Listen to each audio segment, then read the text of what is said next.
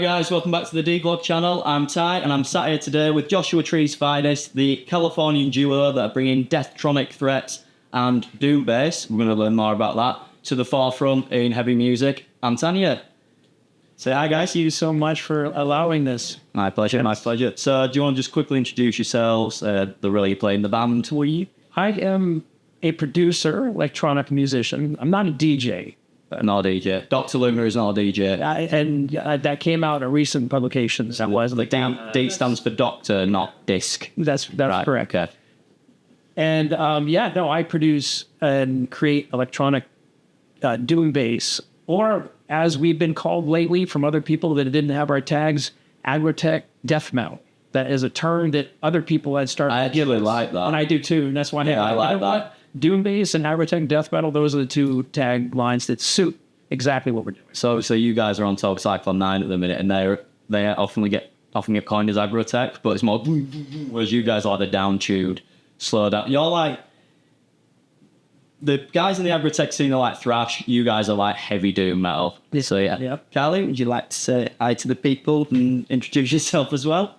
Hi, people. Kali Mortem of Antania. I don't know. They make horrific sounds that sound like they shouldn't. Yeah, that sound like they should have come out of you. Very good. Yeah. So new album dropped. And she does the vocals. Yes, vocals. So the new album's dropped. I don't do interviews, so I don't. I don't either. It's my first one. Just hoping Nick and George don't hate me. Yes, the new album's dropped. I've had a listen back through the back catalogue again, you know, the first release, the EPs, everything, just to kind of get a frame of reference and context for the new one. I'm a big fan, obviously. So there's that applause for me. Yes, for me, a fan. Me having Yes, good music thank you. taste. So one thing I did notice is you guys have always had this kind of sonic identity. Like, you know, you've always been you, from tracing your earliest work on streaming platforms and whatnot, straight through to now. You've had this sonic identity, you've had your signature sound. This new album, you seem to have really just like refined and updated it and made it a bit, like, just trimmed any fat, made it sound so much bigger and nasty. Like, you know, these doom bass sections and stuff, they sound so much punchier and more full. So for me, it's like you guys have always had the package there anyway of being yourselves, but this is just like a new version of it, like strengthened and refined, as I say. So yeah, tell me the thought process behind that. I know you were saying you wanted to strip the live rig down a bit, and anything you can't replicate, you were kind of doing that in the studio as well. Yeah, like just to strengthen everything. I have to. Well, you know, this whole concept came about from being in London in 2007. Come full circle. I did have a couple of health issues take place that led me to go to India, and I started getting into India lifestyle, specifically calling worship, the kind of the more dark side of that spiritual tradition. But London was my layover, and so when I'd go to India, it would be London, and because of the health issues, I started having to give up music, which was really bothering me. It's like that was the thing that was killing me. Is I was like, I have to focus on my health. Yeah, and I can't focus on music. So I started going to India, and I did start improving. But one trip I came here, and a friend of mine had a black metal band, and it was a Friday night they're playing, and it was no matter where you are on the planet, you will always find a black metal band somewhere. And he said, he told me where he was playing, and then on Saturday night, someone said, "Hey, the Prodigy's playing."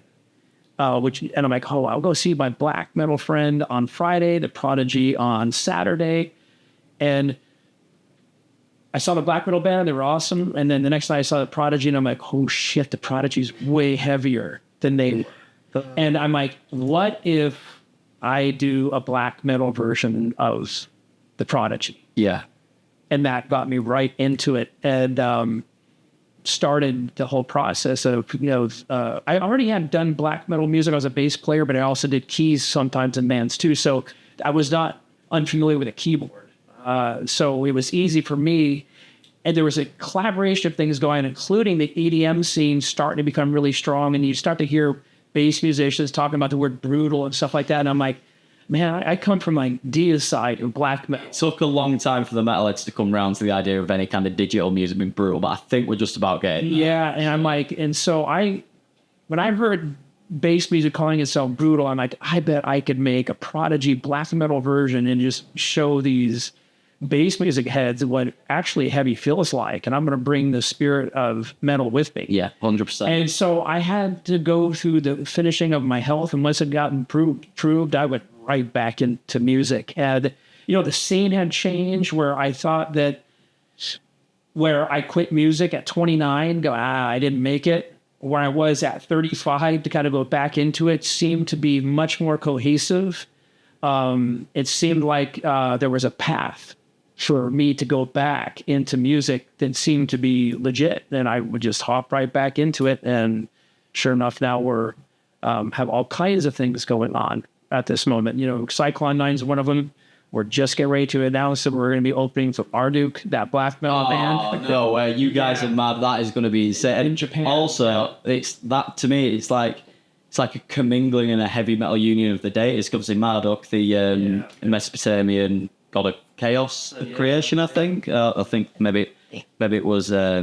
I think it was the other sea goddess that was chaos. Anyway, we're not here for a history and an anthropology and a religious lesson, but nonetheless, you get the sentiment. I'm nerding out of the fact that mythology and metal have been brought together. That brings us on to another point. Actually, I was going to talk to you about. So you guys have played with Insane Clown Posse, if I remember correctly, last time we were talking. My previous project before Antania. Right. Okay, that makes same model, different singer. We co-headlined for Insane Clown Posse. Yeah. Now we have, on the other hand, played a couple Juggalo festivals. Somehow this project does seem to fit in there. That was what I was going to say. Obviously, at the minute, it makes a lot of sense to tell you're on now because, Cyclone 9, I'm a huge fan. I've been for a long time. It's a very strong union of metal, goth, and dirty, nasty industrial aesthetic. Like I've always called Nero when people ask me about Cyclone 9, because I don't have a lot of friends who are into them, I say, well, imagine 9 Inch Nails but more satanic, and that's Nero's like the evil Trent Reznor, basically, I say.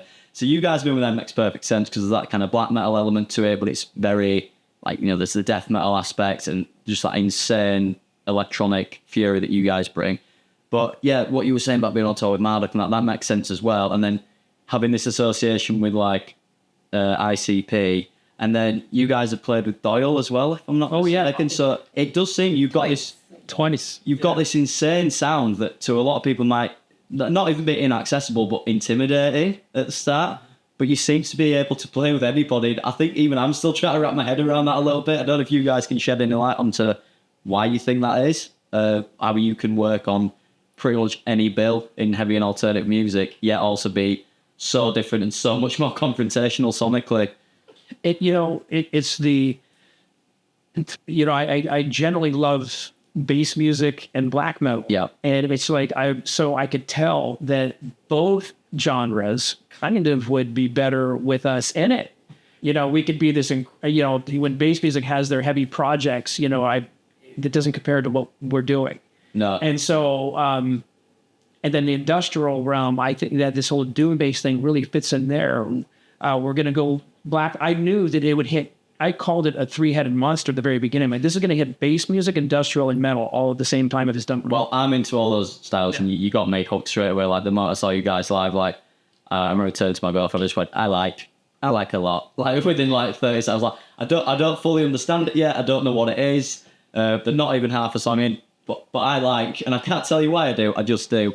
Reaction though. Yeah, we get that a lot. I don't know what this is.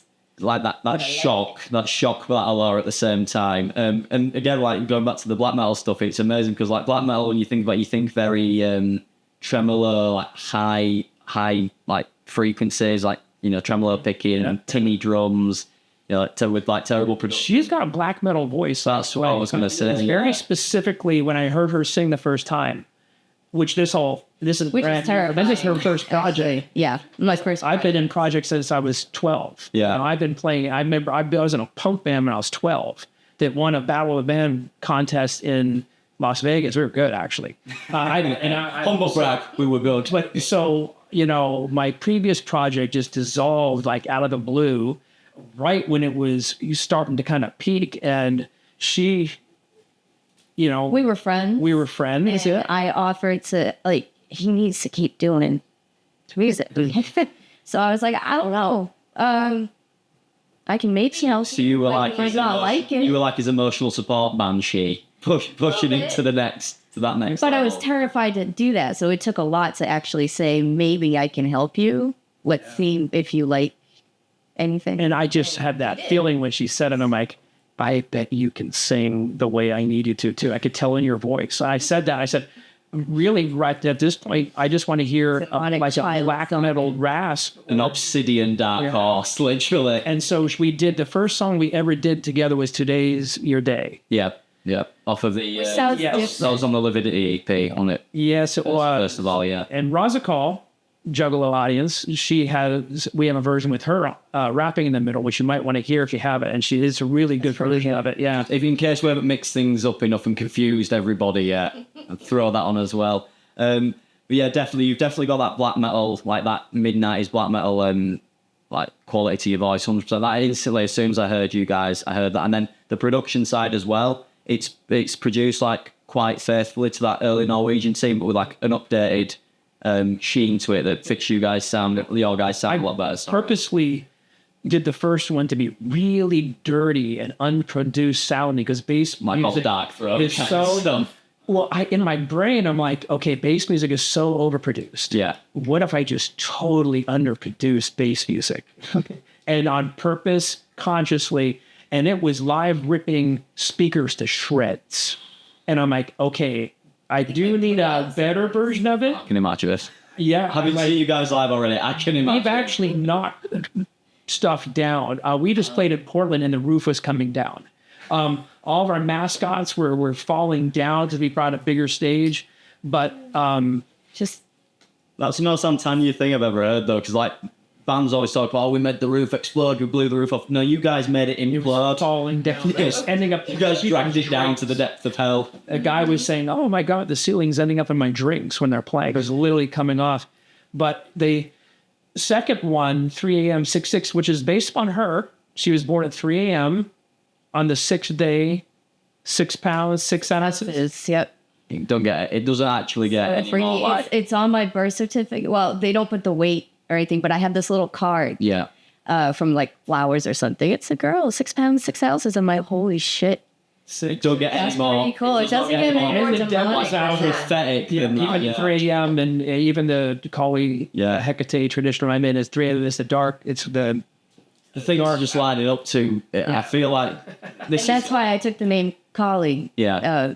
Because of that's her hour. It's the hour of darkness. Yeah. I don't know where we're leading with this, but like there's too many coincidences for this not to be leading to some like maybe you guys are going to drop an album, that's when Cthulhu finally wakes up or something like that, because there are too many like little motifs and stuff playing at the minute to like not have this just go boom and something apocalyptic happen in a good way. But 3 a.m. I wanted to be produced a little better. Yeah. Still as dirty. Because some people think you can't produce if they hear that. I'm like, no, I can. That was totally intentional doing it the first time. This time, I'm like, I'm going to actually make it more stylistic choices, but still keep it dirty. And we had offers that people wanted to produce it. I'm like, oh, no, you can't touch my production. I know what I mean. I did not know how stiff I was about songs coming out the way that I wanted to. So I was always the type like, hey, you got to get yourself in the door. Maybe I realized there was nothing like that. I was just like some philosophy. People say, hey, maybe if to adjust your music a little bit to get in the door, maybe you should. Then when you're there, then no, I thought I would be that person until you're put in that fucking situation. Yeah. And someone's like, hey, do you mind if I go tweak your, like, don't touch my shit. I had that attitude towards someone who actually had produced a Nine Inch Nails album before. And that's when I'm like, oh shit, you're hardcore. You don't give a fuck. Yeah, because he came in and that was Cop International. I'm not going to mention his name, but he's one of the producers. He produces Stabbing Westward, Nine Inch Nails. And he came in saying, I can produce this. I'm like, oh man, get your fucking hands off my shit. And I didn't know I was going to have that reaction. I mean, I had no idea. And I'm like, oh, no, I'm not letting them touch it. And holy shit, you're that type of artist. You don't care. Even if you've got the credentials and the portfolio there, if someone else has got the artistic vision, there's nothing you can do to change it, is there? Because and I realized I'm like that, and I asked myself, well, why are you like that? I'm like, because you do this music for yourself. This is me. Music is therapy to me. Yeah. If you like it, great. If you don't, I'm not doing it. Like, there's a lot of people, I do this for my fans. I'm like, man, I do this because I fucking love doing music. I don't, if that happens, great. If it doesn't happen, I'm creating music still. Yeah. You know, it's like if people can like this or not. And I realized I was that person. I've always said that. Ever think I was until I was put in the situation to actually, oh, fuck. Oh, shit. I'm surprised at myself. You're not letting anyone touch anything you're doing. And you might have thought he's getting the door. And this guy from 9 Inch Nails is talking about producing your music. Like, get your hands off. And then, oh, shit, you're that guy. This is my demonic, infernal offspring, not yours. No, I 100% agree with that. Like, as a writer and a musician myself, I've always said it's like, it's an open letter to like-minded people, but written for yourself in a way, if that makes sense. It's like, if you like this, great. If you want to, you know, become involved with it in any way you see fit, great. But first and foremost, I'm making this. Like, when, obviously, because I come from a more kind of pure metal background, obviously I don't get as involved with the innovative side of things as you guys. You know, it's very much just screaming vocals, guitars, double kick. I've always said that I'm making the music I want to hear as a metal fan. So it sounds like you say with your infernal triumvirate of sound. Antania is my favorite and most listenable band. Yeah. I mean, I listen to my own music because I'm creating, and this is why I love the bass music part where I create everything. There's no other band member going, hey, let's add this take there. I'm like, man, I complete a song and it's mine and it's my favorite track. And it's like, I'll listen to it 100 times in a row. And it's not ego. You just created the sound you wanted to create. I had more success with this album than any album I've ever created in my life, where I'm like, oh shit, I like every fucking song. Yeah. Just I like complete cohesion. Even I'm a dark ambient fan, so I got some dark ambient stuff in there. But then the tracks on there are more bass music than ever and more black metal and death metal than ever at the same time. Like, how do I go deeper with those two genres in this all at the same time? And I'm like, oh, you did it. No, 100%. Yeah. Again, like what I was saying about you guys having this sonic identity and this brand, but you've definitely updated it and refined it. You do seem to have glued everything together a lot more cohesively on this album. Like the other album I absolutely love. I love that album. But yeah, this one, it's like, yeah, they've, you know, even if it's not your favourite, like as a listener or fan, you might prefer the old work. You can't deny that there's been a level change on this album. It's like everything you do, you're doing slightly... Like, I'm not going to say better or worse, but you've refined it. It's been sharpened, glued together. Each album, you know, you should grow. Yeah, 100%. Just so such. As Verdi, I took a lot of the... But still, yeah. Her vocal, I took a lot of the effects off, put a light distortion, and I wanted her to sound like you were trapped in a... Well, I felt like that. Someone said that recently about her voice, which I loved it. I wanted to sound like you were trapped in a coffin with her. Yeah, and that's you're going to die, but she's right in your face. And that was like, and I even told her, I said, I'm going to do a little bit different in your vocals. I'm not going to use a lot of effects. I mean, it's very light distortion, and I wanted to sound like you're right in someone's face, like they're trapped in a coffin with you, and they're going to die. And so when people started saying her voice sounds like a dry zombie and all that, I'm like, yeah, that was again fully intentional. I thought it was creepier that way.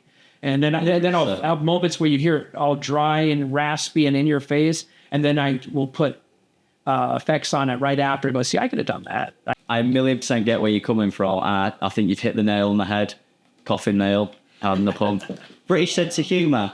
So yeah, the thing about things sounding a bit more dry and close, there's a very claustrophobic feel to your voice on this one. I like it. Like on the previous album, as we were saying, to me, it's like if Suicide Commando released like an early Burzum or Dark Throne album, almost vocally speaking.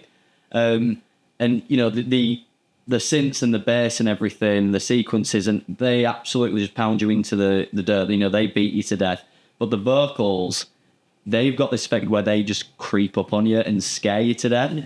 Which, to me, it's like you've got this sonic onslaught, which sounds like something akin to a Godflesh album, just beating the shit out of you constantly. Then you've got these vocals that are just lingering there, like just this impending, like you say, death in a coffin kind of thing. So, yeah, you've absolutely nailed that 100%.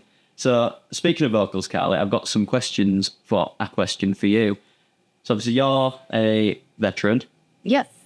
How does a career in the military with all that, you know, the regiment and the, you know, that kind of fastidious lifestyle, how does that compare or contrast to being in a fucking black and doom death bass like metal band, or does it actually lend itself? Does that like It kind does, of actually. with the organization? The travel stuff. I think I can do that a lot easier because I was used to it. Yeah.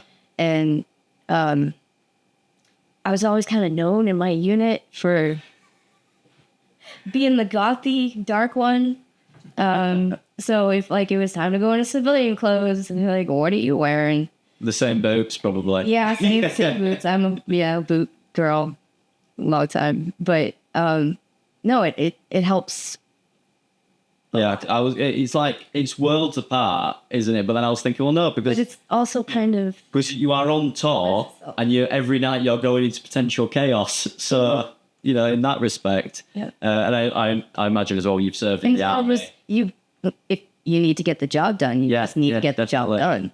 So you can't really have say freakouts. So No, then you got to keep yeah, you got it mission focused. keep cerebral about things. And I imagine when you've served in the army, standing looking at a group of like 20, 30 sweaty metal kids in Scotland or the UK, anywhere in the UK or in Europe, wherever, probably not quite as intimidating as being on a battlefield. So It's fun to me. Just no, it's not as intimidating, but I also used to be a show photographer, so I know that kind of environment. yeah. And it's just relaxing and fun It's just like the to be Antania at a show. It's like the Antania sound, all these different weird elements and skills and facets of life all playing into one to make this, this cohesive unit between you both. We did talk about the Army when I decided to ask her to come in. I'm like, because I said, Antania already is going to be signed. I said that, we signed a small label in Italy. But I so you'd be kind of thrown into immediately, like the first, when she joined, we were on tour. The very first tour she'd ever been on, we were headlining. Yeah. And it had a festival. It's like been thrown in the deep end with like fucking armbands. And that's why, because she You was get over your stage fright real fast. So that's the Army helped with that because you got some things you're scared of. Well, you can't be scared of a porta potty anymore. So you gotta just do it and move on. So and get better. And I have anxiety and stage fright, but not so much anymore. No, just natural human. It's getting a lot easier. Level, yeah. It's like anything. You build that callus at the time. Yeah. The porta potty thing, I don't know for anybody that was at Download this year with the heat wave, might be some fears there. Then again, they spent about 10 million or something on new porta potties. So yeah, lovely. So I'm gonna do a journalistic. Get there one day. Download. I will do everything in my power to get you guys on before I play it 100% because I just feel like those people need to just be like Shocked. I don't want to say victims, but they need to be witnesses to your sound. I'm going to do a journalistic faux pas, and I wrote down some questions that I thought were really interesting. But because we've just been kind of shooting the proverbial Shite. yeah, shooting Shite. the proverbial. Go on, Carly. Shite. The shite. Because we've been shooting the proverbial shit for so long, a few of them slipped my mind. So I'm just going to get them up. But that's what I was going to say, actually. So, especially in songs like Angels and Demons 3 and most notably for me, God Complex, there's these Eastern melodies and instrumentation. Do you think that's more just part and parcel with the esotericism, the occult stuff, the satanic and, pagan side of things? It could be both. Or is that to do with all your travels in India that we were talking about in Paris? And that's all merged together. Yeah. So because I went, I'm an agora, which is a type of spiritual path that only focuses on darkness and nothing else. And the belief is that you are light. You are already light, but you don't know that. Your shadow is in the way. So get in touch with your shadow self only. And in the end, is that in like a Jungian sense? Yeah. Or, yeah. Yes, I believe there's some connections there. So agora is, and they also believe that, your shadow side needs an expression. Art. 100%. Art, and then art is the best expression for the shadow self. And so the occultism is really genuine. It's like the people that know how the occultic side of my life. I mean, I slept in a coffin for 3 years up in the mountains in the middle of nowhere. We still, I practice the occult. I have I have books out on the occult. I mean, that's another part I don't really talk about too much. But it's like my day job is I work in the occult. That's the macabre bibliophile part of my brain's now going like that. I just want to switch the camera off and just talk about books with you. Yeah, no, that's awesome. So the occult is very genuine. Everything we do is really genuine, and we spend most of our time watching the ID channel. Yeah, so it's like the murder element. It's like serial killers, the occult, the dark side. I want this project is always going to be jet black. Yeah. Because of the spiritual philosophy behind it, that your shadow self is best expressed through art. So I could just see us constantly trying to break through boundaries of darkness. Yeah, 100%. Deeper. Serial killers, this whole album is based on serial killers. As redundant as that is, I had never done it. And to have serial killer talk, I had never done it like that. And I knew her and we spend so much time watching these things. I'm like, let's do just full-blown serial. And the next one, there's a bunch of serial killers we left out, which will be in the next. There's always more serial killers. So yeah, that's great. Just to know that thing, it's completely imbued within the band's DNA than in the project's DNA. And it's like Nietzsche said, there's no beautiful surfaces without terrible depth. Or was that Freud? I think it was Freud that said, unexpressed emotions never just dissipate and go away. They always come back in uglier ways. Yeah, and on the subject of serial murder and that, how much, I mean, coming from me, because obviously I'm not trying to talk about my own pursuits here, but as a metal musician myself, you guys know this, it's so much more therapeutic, mentally healthy, and just constructive for everybody. If you go make some horrible noise to deal with whatever demons or bullshit you're dealing with, rather than going out and hurting somebody or doing something to hurt yourself. So I think it's a stigma that's never going to go away, but just because you've got a macabre interest in serial killers, like I'm complete with you guys on that, I'm a complete serial killer nerd as well, or heavy music, usually you're the most healthy person going, even if you're the creepiest and weirdest dude in the room. So, that's great, because I think that's another thing that attracted me to you guys so much. It was like, they're talking about all my favourite stuff. They're playing all these different genres of music I like. It's just too good to be true. And now we're sat in, by the way, this location, this is your little British college paradise. Yes. For our show. You were saying it's very fitting for how we used to live in India, but we were trying to get Raven Records, the downstairs crypt bit, but unfortunately they're still absolutely ceiling high with stock from download, and the Black Heart were unavailable. But nonetheless, we make it a bit more punk rock and that. So let me check my notes. Awesome tiny flats. It's very holistic. It is. But I mean, it's nice actually. The bedspread is a nice juxtaposition, between the amount of darkness that's in this room right now. So. Yeah, cool. Let me just get some questions. Lots of ghosts. We had the TV spectral all by itself. No, this is real. We had our TV turn on all by itself today and literally select a station, and it was a music station, and then pick a song and played it and woke her up. And I just watched the whole thing happen. I said, I didn't do that. It just did that by itself. I said something literally just, now I love shit like that. And and one of my old albums, when I was doing drum and bass, I recorded the entire thing in the Cecil Hotel inside of Richard Ramirez's room where he had eyeballs.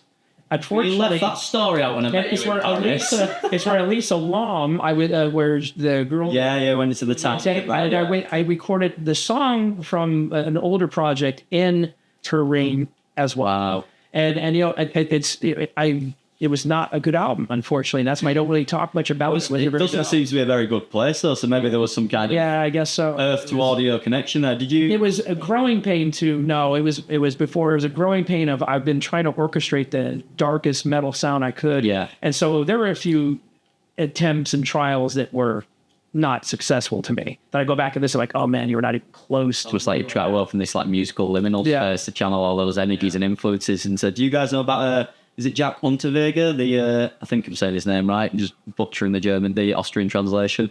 He was another serial killer. He obviously perpetrated a few crimes in Austria. I think he liked to hug ladies on the neck. We'll just say for too long. We just heard this. I think we just saw this. Yeah, because I don't know, it was like 70s or something. He looked like he was from the 50s, this guy. He could have been from whenever.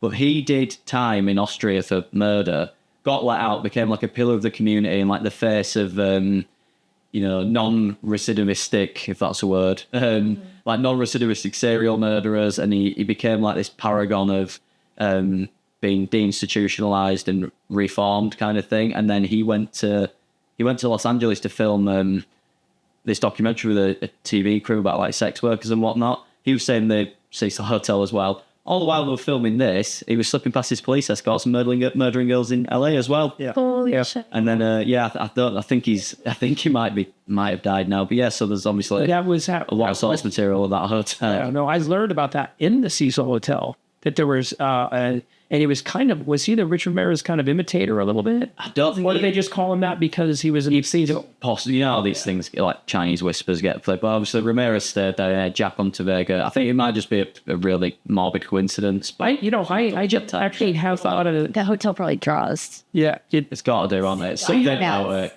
I have been in dark hotels. The Green, what was his name in Los Angeles? The Green River? Green River? No, not the Green River. God, I can't believe I can't remember his name. There was one that was The river. Not Green River. Not great. Not Gary. He was a serial killer in Los Angeles.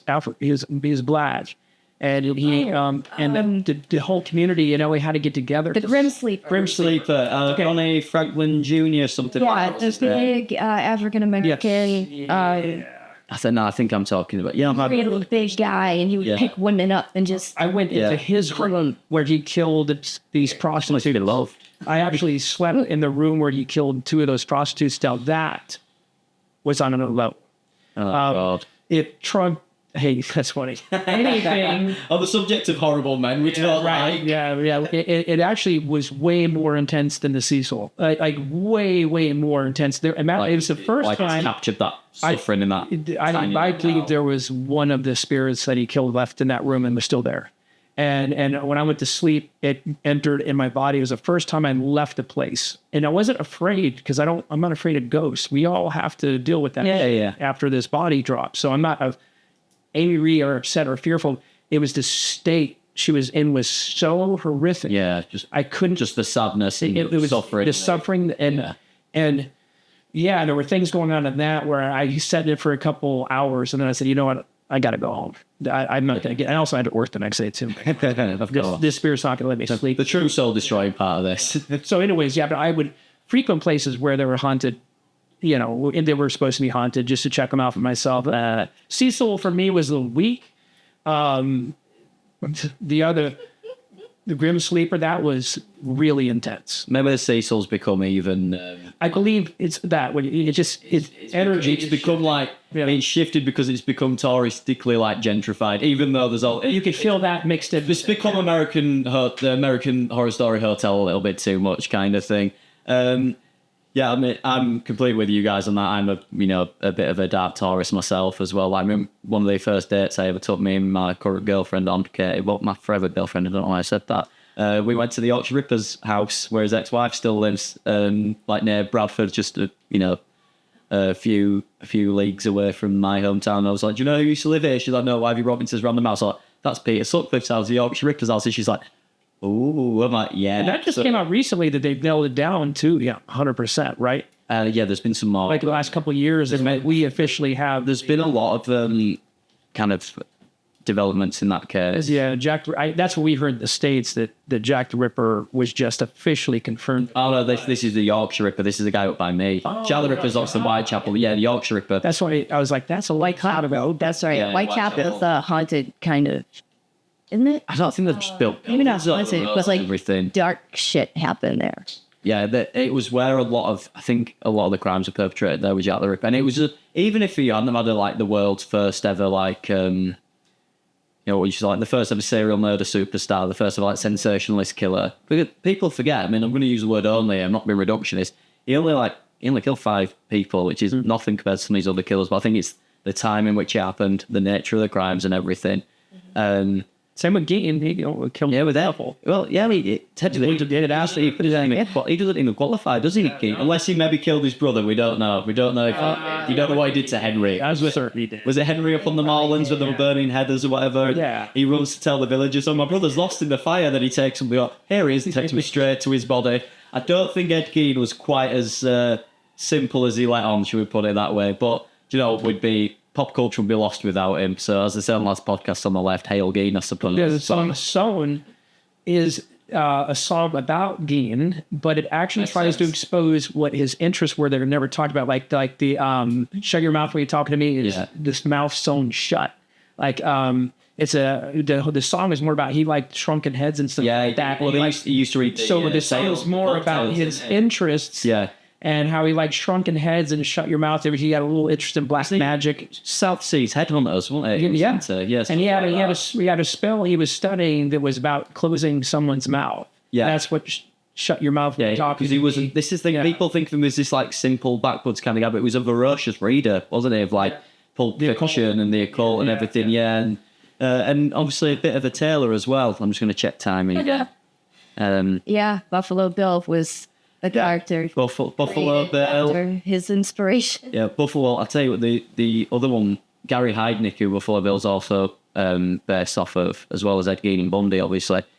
He's a guy who really like kind of twisted man. Like, he had the oubliette and everything. He kept these like ladies down there, and he just not worth getting into. But he's one of those where it's like so grisly. It's like the bottom of the iceberg, and like true gorehounds and crime buffs like dive into that. I don't know how much of this is going to be able to go on YouTube. Sorry, guys. Yeah, subject. It's a popular subject. Yeah, when it's on TV networks, everyone loves it. But when artistic people use it. So next to almost the entire identity of Antania. Everyone's so afraid of the dark. Yeah, that kind of alchemy with it. You're taking these horrible things and turning them into something. Yeah, that's what we do. So it makes sense that the conversation fits into the identity of exactly what we are. Exactly mixed in with serial killers. It's shit that makes people uncomfortable. And that's... But also pulls us in like looking at a car wreck. It's kind of like a Schadenfreude thing. Is that you go past a car wreck and you're like, oh, I shouldn't look, but I'm glad it's not me. It's just like, this is the thing. Like, it just goes down to those most base and like reptilian instincts we've got as humans, doesn't it? It's, that's bad. Therefore, I want to avoid it, but I want to look at it as close as I can. Like, I want to avoid it at an arm's length and no more. And then, like, some people like yourselves and a lot of like-minded individuals kind of embrace that and, like I say, use it for good in a way, like through music or like dark literature or whatever. And then you've got idiotic people that go and replicate and copycat things, but the less said about them, the better. But also, I have a thing where with the victims of all the crimes, that happened to some. Yeah, like an empathetic. And a lot of people turn away from that. Like, I don't want to see it and stuff. Well, it happened to them, so you can kind of honor it by people not forgetting the story and the suffering and whatnot. And I think it goes to show as well, like, I'm not going to try and do like a weird tie-in with like social media in the music world these days, because it'll be a very ham-fisted segue into it. But people always remember the negatives in the news, the negatives online. If a certain band's doing something, no one's got anything nice to say about them. And to me, it's kind of like that's a petty version of the stuff with true crime and whatnot. It's like everyone remembers the heavy hitters' names, the perpetrators' names. How many serial killer victims can you name off the top of your head? I know I can't name a lot. It's one of those things like by Susan Tate. Yeah, Susan Tate. But she was a celebrity. Elizabeth Stride from Whitechapel, and obviously, the Tate LaBianca stuff. Also, I did have a bit of I had like a satisfactory brain smile moment when I was listening to. It's a new single, Pigs, in it. Call it single. There's a video. Oh yeah, Susan Monica. I had a bit. I know. Yeah. I had a bit of a brain smile because I was like, Pigs. It just made me think of like the Manson house, the graffiti, obviously all the songs on the Downward Spiral by Trent Reznor, that kind of, that pig kind of cycle. A porcine reference, should we call it, if we want to get scientific and biological. But yeah, so tell me about Pigs, because like I said, I instantly went, Pigs. It's also a very fleshy album. So it doesn't get flashier, does it? Yeah, that was we were watching ID Channel and it came down and she was talking about how she's feeding her employees, like feeding her employees to her pigs. The pigs. And only two people, but it was so. And the way she was speaking about it was so utterly foul. She was like, and his intestines were all over, and it was still snacking on him like breakfast. On social media, on Instagram, you'd shared like, oh, here's a little bit of the conceptual framework for this song. And I listened to it, I thought, this is right up my street, me being a weird girl. And I listened to it, and I was like, she is nonchalant about this. No, she doesn't care. And she's like she's writing are you going to kill my pigs if I go to jail? It's like she's reading a grocery list. she didn't want her pigs being killed too. She was more worried about, no, please don't shoot. There was another guy, I've just finished reading something about a guy in the 1850s. He had like prize-winning hogs. And everyone kept saying to him, how are you doing this? Like every county fair he'd win. And they're like, what are you doing? And he goes, he's like, it's all in the feeding. And he was doing a similar thing. He was going out and getting drifters and, kind of vagabonds. And That wouldn't be the less dead, as they, unaffectionately but accurately usually referred to. And he was doing away with them at the farm and feeding them to the pigs, which is a really British thing if anyone's seen Snatch as well, by the way. Feed them to the pigs, Errol. But you'll love that as an entire... I heard that movie. Yeah, there's an entire monologue about it. But yeah, and recently I looked into the case of Joe Ball as well, which is a lesser known one. It's the true crime case that Toby Hooper based his film Eaten Alive off of. And that's the barkeeper who was killing people and feeding them to his alligators in the back. He had an alligator farm. Oh shit, I didn't know that. So yeah, maybe the Antania kind of the serpentine and draconian, like the little logo you've got, the symbol. And that is her. Get an alligator. It's always two-headed because there's two of us. So the head represents both of us, yeah. And I'm a snake. Symbol, yeah, she's a snake, yeah. We Leviathan symbols. Exactly, the beast from the deep. Yeah. So that was very intentional.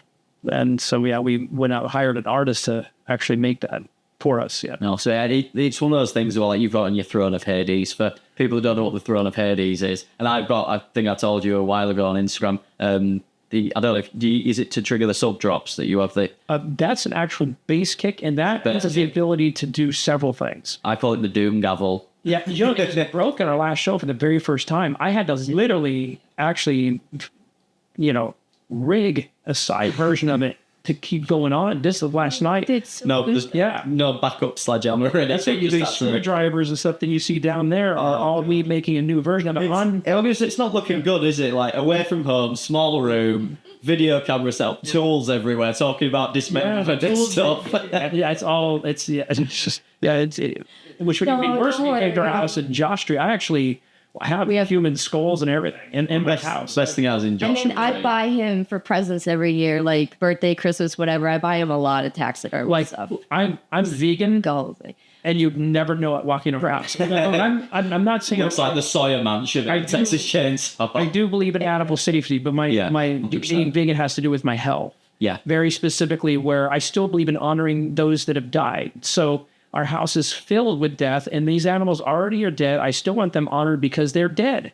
And even though that they were killed in ways that I don't agree with at all, this stuff happened to these animals already. I want them honored in my home because they're going to be respected there. So there is a respect that we have to the dead. You'd walk into our house and never think we're vegan. You're like, I have bull rugs. Most of them are from zoos, places where animals died naturally. Or were, hit by car. Most of the stuff I buy is like that, but, not I buy you ethically sourced skulls. Right. That's one thing I still believe about America. Like the roadkill you guys get. If we're lucky, we get a squirrel. I'm not saying like roadkill's good or I go looking for it. Only when I'm hungry. It's like you guys will get like an alligator or a bear. We might get a fox or a badger at a push. But yeah, you're preaching to the choir here. I've got, I do property clearance for a living a lot of the time. So I come across like really crazy stuff. Like my girlfriend Katie's got like an entire I don't know what it's like, an altar she's got of just like old Victorian style scissors that I found. We've got a skull. I didn't think it was real, like an old kind of phrenologist or just like a medical skull really, I suppose, like a specimen, but the limbs all felt like composite or resin. And then I looked at the skull and I was like, that's weird, that why would you make an anatomically correct skull, but why would you put fillings in the teeth? And then I went, okay. So yeah, he sits in my girlfriend's bedroom next to a coffin that I went and also got her from somewhere. So yeah, no judgment from me.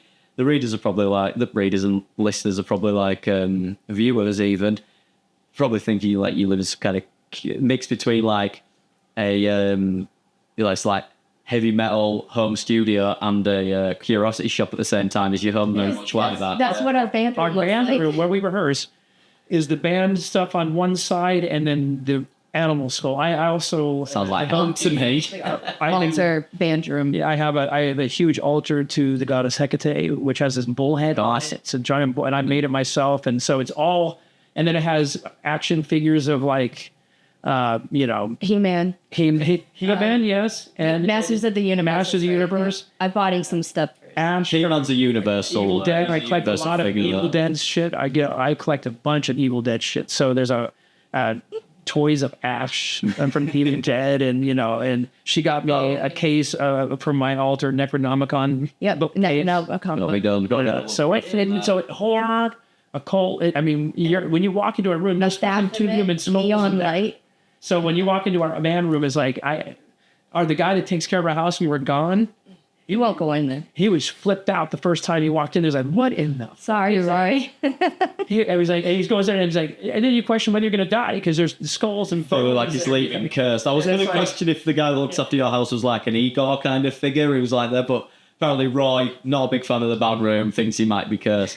On the subject, They're taking people in to look at it though. We're going like, look at this. you should be chatting. There should be an honesty box. You put like $5 in when you walk in for that kind of stuff. That stuff's not easy to sort, Yeah. But there's only one room in the house. We have one room which is in the band where everything's just jet black. And then, like in the Addams Family, everything else is pastels. In the other room, it's just completely Not necessarily pastel, but it's still gothy. But Yeah.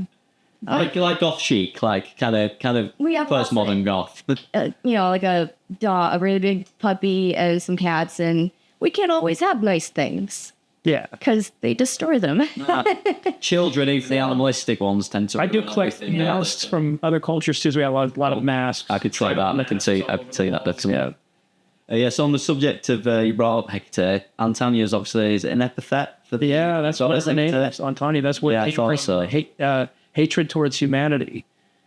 And like that's a perfect name. And me already being a devotee to Hecate, I'm like that's a perfect name. And also there's a reason why I love female fronts because of the goddess thing. I believe that what I do should be fronted by a goddess because I honor the dark side and see our divine feminine. You can be like very natural. I've been doing it. You can be like that and misanthropic. Yeah, I started going into India when I was really young in my teenage years, and so I've been devoted to the Dark Mother for a really long time. So it only makes sense to me that it would be a female-fronted project. Yeah, no, it completely like you said, thematically and spiritually, it completely makes sense and embodies all of that. Right, I think we've about covered everything we can. So hope the tour's going well. Hope the rest of it goes well. Hope Scotland treated you okay the other night. By the way, they did. That was like amazing. 20 seconds. How was that? Been in Scotland. Awesome. Loved it. And I have to go back. Like, it's just so dark. I know the whole architecture. It's crazy. Yeah. Very, very Dark well but peaceful. Yeah, Like- tranquil. Yeah. And I could understand everybody. I was kind of surprised by that.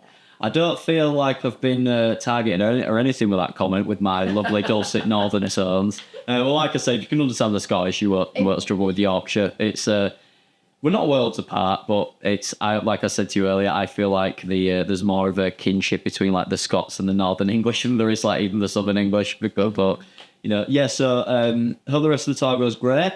I'm excited to see you guys with Cycle 9 tomorrow night, obviously. For the show. Thanks for taking the time to speak to us. And is there anything else you guys want to plug, mention, talk about? Obviously, the new album's out, all that stuff. We got a new album out, 3M 666.